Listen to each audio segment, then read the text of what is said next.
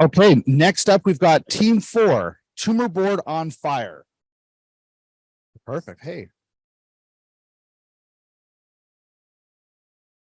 I'll start the clock.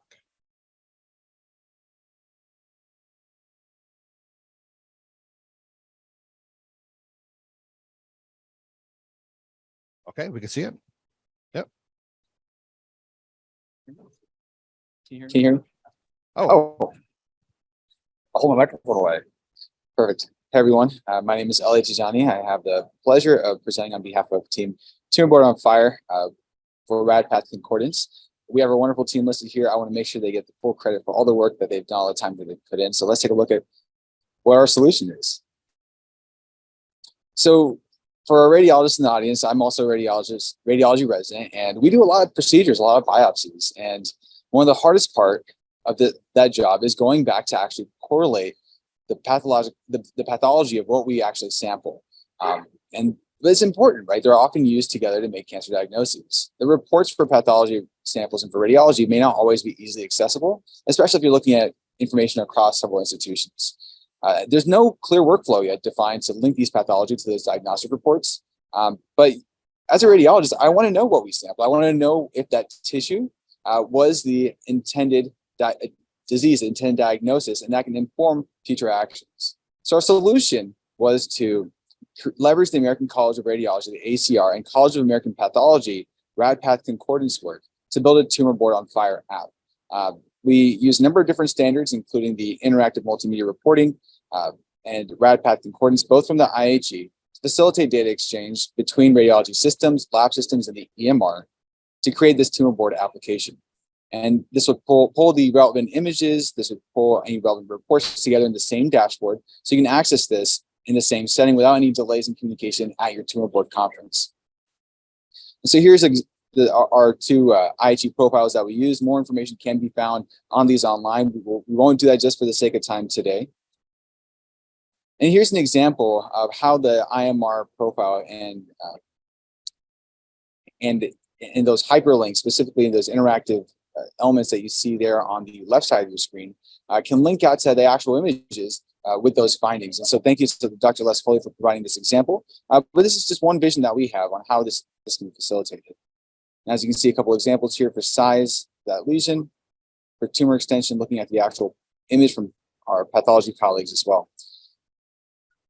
So here's an example of how the IMR and structured reporting can be used together to make the reporting process easier. And this is actually an example of the concordance dashboard from our colleagues at the ACR. So using structured reports based on common data elements, or CDEs, as you may have heard, we can correlate results automatically with data elements from the College of American Pathologists, specifically the electronic cancer protocols, which can save a significant amount of time. As you can imagine, it's a one-stop shop. You can pull up the relevant images, the reports, and any relevant information from there. We've only been able to map data elements between CDEs to ECPs for breast, prostate, and colon cancer. And for this demo specifically, I'll turn it over to Ragaman to show us how this would work for prostate cancer. So I'm going to stop sharing my screen. So Ragaman, if you're there, go ahead and share your screen for us. Oh yeah, hey there. All right, so this is our app. Sorry, not this screen right here, but this is our app here. What I'm going to show first is just a potential way to connect it to a FHIR EMR database using Smart on FHIR. So how a workflow might look like is you open your database dashboard, you pick your patient, and now you have access to their information from the EHR. So as you can see here, this is all sample data, by the way. So you can view the report, for instance, you can view the key image just at a glance, and you can create a recommendation that will go back into their EHR using FHIR. So this report's pretty rough, but the basic idea is that you would get whatever's from their patient record, and you'd be able to easily reference it.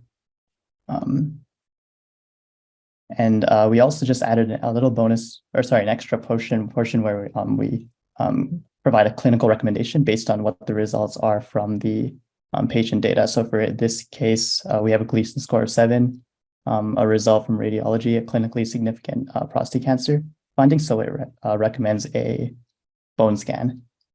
And you can create that recommendation. It'll show up in the EMR. So that's kind of how we envision a workflow might look like for this. And yeah, that's basically our dashboard for now. So one thing I'd like to highlight here is that based on this kind of one-stop shop that we've described, those recommendations that the tumor board as a collective decides on actually gets mapped back to the EMR. So there's clear communication on what the decisions were. No one's left questioning afterwards on what was the decision, what was happening, is there someone else keeping track of this information? And also just being able to incorporate future iterations, incorporating actual EMR data, pulling in, for example, the PSA value from the chart and being able to pull in the prostate volume from the images, and then automating calculation of your PSA density, for example, just going one step further to make sure that you minimize time outside discussions for the patient, outside review of the images and pathology, and discussions for next steps during those precious moments. I think with that, we'll go ahead and open this up to questions. Thank you for your time.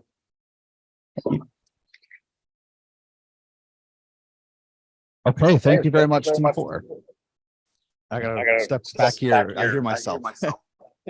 Okay, questions from the judges. Got a question for you. This is a really important topic and a really challenging one, very labor intensive for the human radiologist to do. The question here is how does the system get to that dashboard in the first place? So how do you know you've succeeded in linking the correct radiology report to the correct pathology report? And what, suppose a radiologist identifies that this is actually a imperfect match or incorrect match. How do you guys manage the correction of that rat path correlation? Can I answer that one, Ali and Raghavan? Please. Sure. So Howard, thanks for that question. What we've done is actually map some of the ACR's common data elements to the CAP electronic cancer protocols. And so we're using the semi-structured or structured elements from the ACR as well as the very structured reports from pathology in order to actually say what's matched between the different reports in both domains about the patient. I'm not sure if I understood your question correctly. If I can maybe refine that question Sure. a little bit, I think you did a really good job answering. The question here would be, suppose a patient had multiple prostate MRIs, Right. or multiple exams, including let's say an initial diagnosis was done on a standard routine abdominal CT, and then they had a series of exams before they get to that biopsy, and maybe they had more than one biopsy, right? Multiple lesions or multiple attempts, once by a radiologist and then subsequently by radio. So the real life is a little bit more complex than a one-to-one relationship. And the question here is, how do you know you have captured the entire picture of that patient and not just here's one report, here's one biopsy result, then obviously that's a match. Yeah, that's a great question, Howard. So we did just for the demo take only one-on-one. And I think what we would probably want to do is have a broader discussion with the stakeholders to figure out what they would want to see in that case. To be honest, I didn't think of that use case for this hackathon. I'm not sure anybody else did. If anyone else did, you feel free to chime in. But one way that I think we could handle it is providing the coordinator of the tumor board the option of which reports they want to pull in or something like that, providing some kind of dashboard interface for someone to create what would be presented at the tumor board. And this was really inspired by Les showing us in one of his talks how they put together an Excel spreadsheet of all of the different results they want to review. So I imagine there would need to be still some kind of human in the loop, at least for now, to manage that. Great. Okay, thank you so much. Team 4.